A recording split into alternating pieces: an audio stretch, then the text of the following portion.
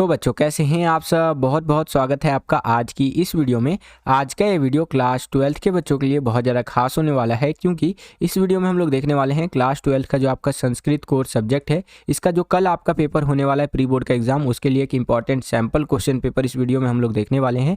और ये sample paper आपको बहुत ज़्यादा मदद करेगा जो कल यानी कि 20 दिसंबर, जी हाँ बच्चों 20 दिसंबर 2023 को जो आपका पेपर होने वाला है इसके अंदर। क्योंकि भैया जो पैटर्न हम लोग यहाँ पर डिस्कस करने वाले हैं वही पैटर्न में कल का आपका पेपर आएगा। बहुत सारे बच्चे कमेंट कर रहे थे कि सर संस्कृत का पेपर लेकर के आइए सैम्पल पेपर, तो मैंने सोचा चलो इसके लिए वीडियो बना ही देते हैं। क्योंकि मेरे पास क्लास 12th में संस्कृत का सब्जेक्ट नहीं था, लेकिन बच्चों की डिमांड थी, तो भैया डिमांड एंड सप्लाई पे चलना है, तो पेपर हम लोग फाइनली लेकर के आ गए हैं।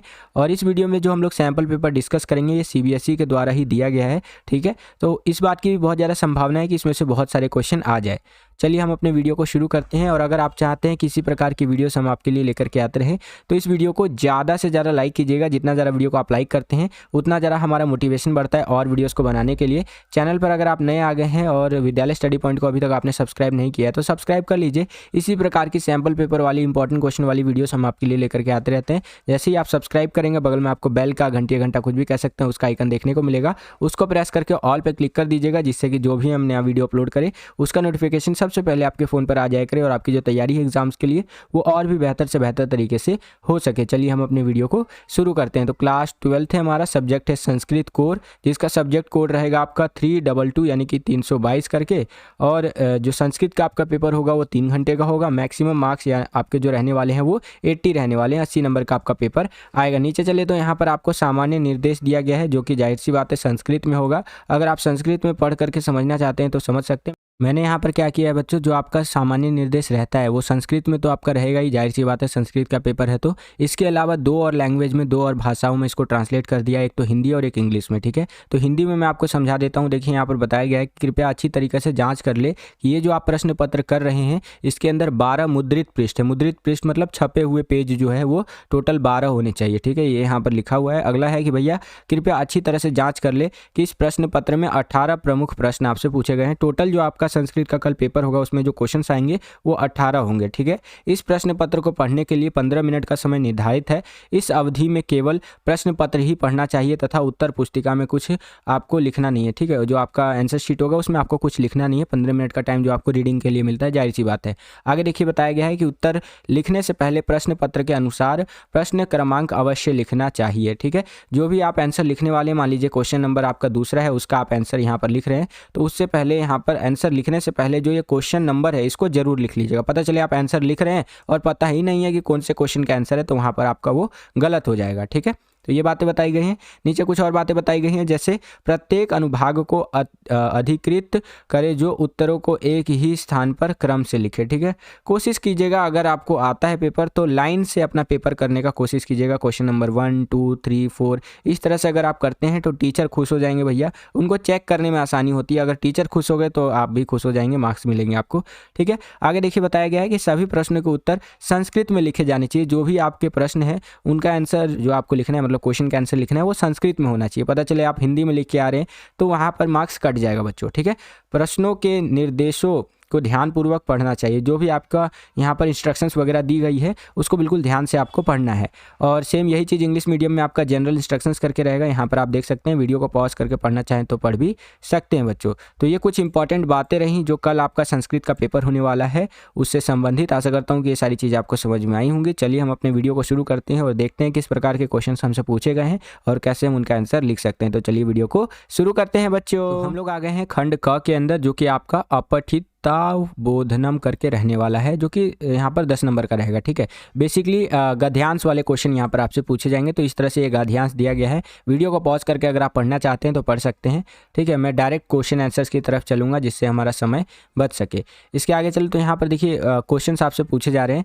और में जो है इस तरह से बोला गया है कि एक पदेन उत्तरन, एक पद में आपको उत्तर देना है। जैसे ये पहला क्वेश्चन है कि मानवे संदेह जो कि स्थित्वा कश्यासन कर्तव्य करके, इस तरह से आपका एक क्वेश्चन है। यहाँ पर आप क्वेश्चन देखते हुए चलिए, मैं आपको आंसर दिखाते हुए चलूँगा। क्योंकि मेरे पास संस्कृत नहीं था तो उतनी अच्छी संस्कृत मेरी नहीं है बच्चों, मैं आपको क्लियर कट बता देता हूँ। लेकिन जितना भी मैं करवा सकता हूँ अपनी तरफ से पूरा प्रयास करूँगा, अपना 100% दूंगा, ठीक है। इस तरह से क्वेश्चन है यहाँ पर आप देख सकते हैं, और मैं आपको आंसर भी दिखाते हुए चलूँगा, ठीक है। तो पहले आप क्वेश्चन देख लीजिए यहाँ पर। तो ये आपके क्वेश्चंस थे। अब इनके आंसर्स मैं आपको दिखा देता हूँ। इस तरह से आंसर्स आपको लिखना है, जैसे एक पद उत्तर इनका आपको इस तरह से एक पद में उत्तर लिखना है, ठीक है। ये आप पूरा का पूरा देख सकते हैं, ओके। चलिए आगे चलते हैं। अब हम लोग आ गए हैं खंड ख के अंदर। खंड ख जो रहेगा आपका रचनात्मक कार्यम वाला रहने वाला है, जो कि 15 नंबर का रहेगा। यहाँ पर जो दूसरा क्वेश्चन रहेगा वो आपका फिल इन द ब्लैंक्स करके रहेगा। एक इस तरह से आप देख सकते हैं, ये पत्र टाइप का है, और इसमें आपको जो खाली स्थान है उसको भरना है। जैसे प्रिय मित्र के बाद आपका क्या रहेगा, नाम, ठीक है। उसके बाद दूसरे में, तीसरे में ये जो है ये भरना है इस मंजूषा की सहायता से। यहाँ पर आप देख सकते हैं इस तरह से ये है, ठीक है। बॉक्स में जो शब्द दिए गए हैं इनकी सहायता से आपको ये भरना है। तो मैं आपको दिखा देता हूँ इसको कैसे आप भर सकते हैं। जैसे कि प्रिय मित्र रमेश, ठीक है। यहाँ पर जो दूसरे वाला खाली स्थान था यहाँ विद्यालय आ जाएगा, फिर आयोजितम आ जाएगा, है ना। इस तरह से करके आपका ये पूरा का पूरा भरा गया है, ठीक है। तो ये आप देख सकते हैं अपनी स्क्रीन पर। आगे चलते हैं, और एक बारी मैं इसको थोड़ा जूम कर लेता हूँ, परफेक्ट, ठीक है। चलिए आगे चलते हैं। तीसरा क्वेश्चन देखिए कुछ इस प्रकार से है आपका। यहाँ पर भी रिक्त स्थान की पूर्ति आपको करनी है, और जो आपका रिक्त स्थान के लिए क्वेश्चन है वो कुछ इस प्रकार से है, ठीक है। यहाँ पर आप देख सकते हैं, और इस मंजूषा की सहायता से आपको रिक्त स्थान भरना है बच्चों, ठीक है। और यहाँ पर आंसर कुछ इस तरह से रहेगा, ये आप अपनी स्क्रीन पर देख सकते हैं बच्चों, ओके। चलिए आगे चलते हैं। इसी क्वेश्चन में आपको एक अथवा एक चॉइस दे दिया। ऊपर वाला क्वेश्चन अगर आपको नहीं आता है तो नीचे वाला कर सकते हैं। इसके अथवा में भी इस तरह से आपका रिक्त स्थान है, खाली स्थान भरने के लिए है। तो यहाँ पर आप क्वेश्चन देख लीजिए बच्चों, इस तरह से क्वेश्चन है, और इसका आंसर आपको कुछ इस प्रकार से लिखना है बच्चों, ठीक है, परफेक्ट, ओके। आगे चलते हैं। अब हम लोग आ गए हैं चौथे क्वेश्चन के अंदर। यहाँ पर ये काफ़ी मार्क्स गेन करने वाला क्वेश्चन रहता है, 5 नंबर का तो क्वेश्चन ही है, और इजीली आप इसके अंदर 5 नंबर ला सकते हैं, ठीक है। इसमें क्या है भैया, संस्कृत में आपको अनुवाद करना है। आपको हिंदी और इंग्लिश में लिख करके दिखा दिया है, इनको आपको इन वाक्यों को संस्कृत में अनुवाद करना है, मतलब ट्रांसलेट करना है संस्कृत के अंदर, कि तुम खेलने कब जाओगे, ये पहला क्वेश्चन है। अगला है लतिका और कनिका पढ़ रही है, Latika and Kanika are studying. तो इस तरह से करके टोटल यहाँ पर 6 क्वेश्चन है, 6 में से 5 क्वेश्चन आपको करना है बच्चों। और इसको कैसे ट्रांसलेट करना है ये आप अपनी स्क्रीन पर देख सकते हैं। इस प्रकार से आपको ट्रांसलेट करना है बच्चों, ठीक है। आगे चलते हैं। अब हम लोग आ गए खंड ग के अंदर। यहाँ पर कुछ इस तरह से आपसे प्रश्न पूछे गए हैं, ये आप अपनी स्क्रीन पर देख सकते हैं, ठीक है। और आंसर आपको इस प्रकार से लिखते हुए चलना है। संधि विच्छेद करके ये आपका क्वेश्चन है, और आंसर इस तरह से रहेगा, ये आप अपनी स्क्रीन पर देख सकते हैं। नेक्स्ट क्वेश्चन देखिए, यहाँ पर हमारा छठा क्वेश्चन यहाँ पर ये रहेगा आपका, ठीक है, जिसमें आपको सही विकल्प चुन करके बताना है। तो क्वेश्चंस आप यहाँ पर देख सकते हैं, मैं आपको इनके आंसर्स दिखा दूंगा। मेन मोटिव मेरा ये है वीडियो बनाने का संस्कृत का, कि आपको पेपर का पैटर्न अच्छी तरीके से समझ में आ जाए। और ये भी हो सकता है इस बात की बहुत ज़्यादा संभावना है, मैंने बहुत बोल दिया, इस बात की बहुत ज़्यादा संभावना है कि इसमें से कई सारे क्वेश्चन कल के पेपर में रिपीट हो जाए बच्चों, ठीक है। तो आप बिल्कुल ध्यान से देख लीजिए। 7वां क्वेश्चन कुछ इस प्रकार से है, और इसके करेक्ट आंसर्स मैं आपको दिखा देता हूँ, ये आप अपनी स्क्रीन पर देख सकते हैं बच्चों, ओके। आगे चलते हैं। 8वां क्वेश्चन देख लीजिए, इस प्रकार से रहेगा आपका, और 8वें क्वेश्चन का जो आंसर रहेगा ये आप अपनी स्क्रीन पर देख सकते हैं, ठीक है। आगे चलते हैं। 9वां क्वेश्चन देखिए बच्चों, यहाँ पर अब हम लोग आ गए हैं खंड घ के अंदर, और खंड घ जो है उसका हम लोग भाग 1 के अंदर आ गए हैं, ठीक है।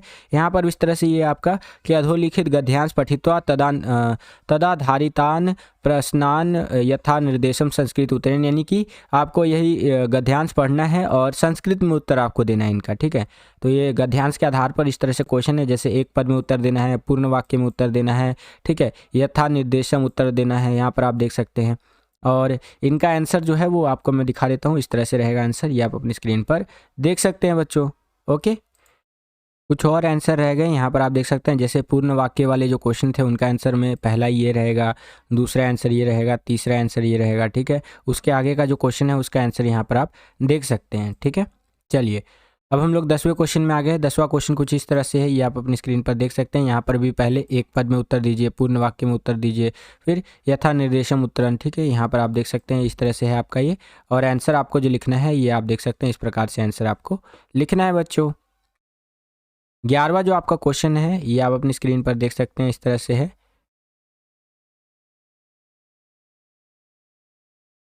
और इसका जो आपको उत्तर लिखना है, आंसर लिखना है, वो इस प्रकार से लिखना है, ये आप अपनी स्क्रीन पर देख सकते हैं।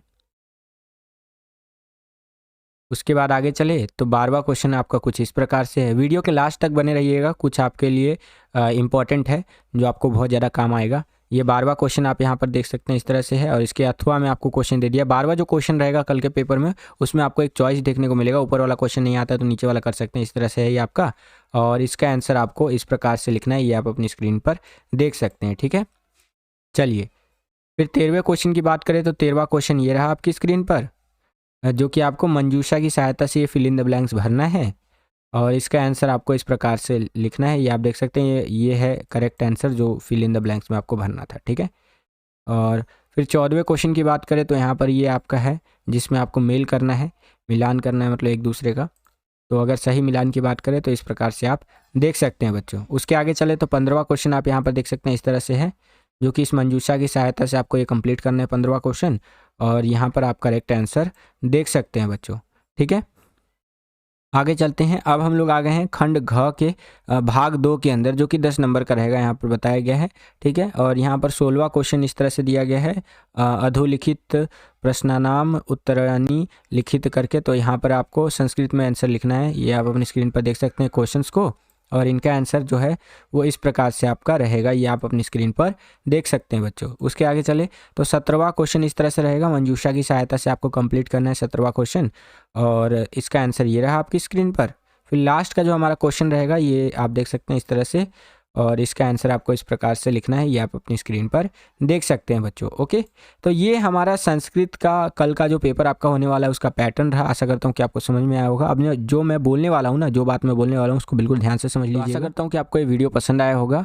इस वीडियो में जो भी मैंने PDF यूज़ किया है पेपर के लिए, वो PDF जो है मैं आपको टेलीग्राम चैनल में भेज देता हूँ। क्लास 12 का जो हमारा चैनल है टेलीग्राम वाला, क्लास 12 के टेलीग्राम चैनल में ज्वाइन होने के लिए सिंपली आपको टेलीग्राम पे जाकर के वहाँ सर्च करना है क्लास 12, ठीक है, CBSE 1 2 3, ठीक है। जैसे ही आप सर्च करेंगे आपको हमारा टेलीग्राम का चैनल देखने को मिल जाएगा, उसमें ज्वाइन हो जाइएगा। 2500 से ज़्यादा बच्चे ऑलरेडी ज्वाइन हो चुके हैं, और आप भी ज्वाइन हो जाइए। और इस PDF को एक बार अच्छे से देख के जाइएगा, समझ के जाइएगा। इतने कम समय में बच्चों इतना ही मैं करवा पाया आपके लिए। आशा करता हूँ कि आपको मेरा ये प्रयास पसंद आया होगा। पसंद आया तो लाइक कीजिएगा, शेयर कीजिएगा, सब्सक्राइब कीजिएगा। मिलता हूँ आपसे अगली वीडियो में, तब तक के लिए खुश रहिए, खुश रखिए सभी को। जय हिंद, वंदे मातरम।